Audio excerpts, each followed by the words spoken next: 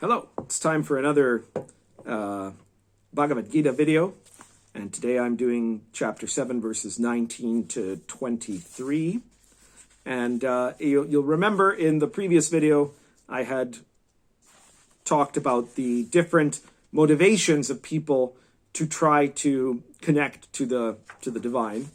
Here we're continuing on that topic. Krishna is continuing on that topic as he is talking about the mystical process, the work on the path of the mystic, and how it operates over the course of a great deal of time. So he says, after many births and deaths, one who is aware surrenders unto me. Thus everything becomes the divine consciousness. And this super soul is the most rare of experiences. One who is lacking full awareness will surrender to other spirits and will follow the corresponding disciplines according to their natures. Whichever and whatever form of a spirit a devotee wishes to be devoted to with trust, I will certainly grant him the opportunity. Being inspired by his trust in the devotion to that spirit he is drawn to, he will obtain what he desires from it. This is in fact arranged by me. But these results are only transitory, appropriate to those of limited knowing who go to the spirits. But those who are directly my devotees will reach me. This is a very esoteric set of lines.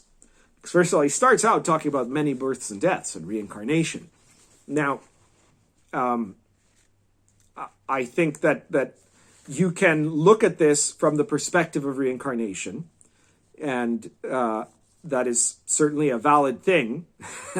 But you can also, let's say that you're now you're a person that is skeptical about the idea of reincarnation. Keep in mind that the idea of many births and deaths can happen in the same lifetime, right? So just think of it as, because there really isn't any difference between reincarnation from one life to another versus reincarnation over the course of a specific lifetime. You are not the person you were 20 years ago, and that person will look alien to you now.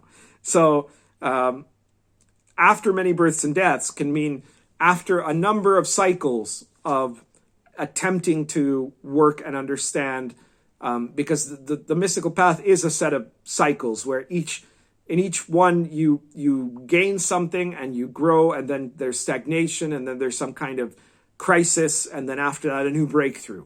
And in all of those, in some ways you're going around and around, but also you're spiraling upwards gradually or quickly.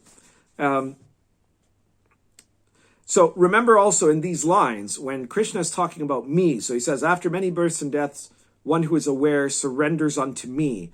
The me he is referring to is not himself as the person, but rather himself as the embodiment of the divine. So he says, thus everything becomes the divine consciousness, and this super soul is the most rare of experiences. If somebody is working sincerely on the path of the mystic, they will at some point become awakened. It's basically inevitable. But this work can take a very little bit of time or a very, very, very long time, depending on what you were looking for. So it might take lifetimes before one is ready to make that union. And along the way, you might also be drawn to other spirits, right? So he says, one who is lacking full awareness will surrender to other spirits. Now, this doesn't mean he's not talking about gods or something like that. He is in one sense in the context of the religious society in which he existed. But what that means is that you will be drawn to other things besides union, right? And so whatever you are looking for, that which you seek, you will end up finding. So if your motivation, because remember in the previous video, Krishna was talking about that there are people that try to seek out the divine because they want to understand the real, or who are just curious, they want to know things, or who desire material gain, or who are in distress and looking for an escape, right? So those are the other spirits. That's what's being talked about here, right? So if you are searching in the spirit of wanting to be a guy who knows a lot, and you follow the corresponding discipline according to your nature, then whatever form of a spirit you end up devoting to. What you choose to follow is what you're going to find, right? So if what you're looking for is authority, if you are of the right nature to have the basic discipline or devotion to pursue it, you're going to end up having a position of authority. If what you're looking for is knowledge, you're going to obtain a lot of knowledge if you have the adequate level of discipline and devotion to what you're pursuing. And if you're looking for a way to escape your troubles, you're going to find some way to escape your troubles if you have the required discipline and devotion. But he notes, being inspired by that trust in devotion to the other spirit that he's drawn to, he will obtain what he desires from it. But these results are only transitory, appropriate to those of limited knowledge who go to the spirits. Those are who are directly devotees of the purest truth, right? Those are who are directly my devotees, he says, the devotees of the divine as a whole. You're not looking for a part, you're looking for the whole, will end up reaching that wholeness. So, that's the message that you see in the mysticism of Krishna that you also see in other mystical contexts, right? The same as in all the universal mysticism. So, if you practice mysticism for some inner peace or for a lessening of suffering, that's what you're going to get.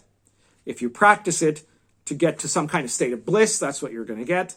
If you practice it to be part of a movement, that's what you're going to get. And if you practice mysticism to be thought of as wise, then as long as you're doing it with enough discipline, that's what you're going to get. And when you're ready to surrender to the divine, to being united, to being at one with the universe without motivation, then the divine is what you're going to get. That's everything for today. If you like this video, please like it and subscribe to the channel, and feel free to share it anywhere you want. Check out the rest of this playlist and all the other playlists on this channel. And if you're looking for a system of cultivation in particular, check out the Yifa Society playlist. And there you are going to find the details about the particular system of cultivation that I'm teaching in. If you find that interesting, feel free to get in touch with me about applying to join the Yifa Society. Thank you very much.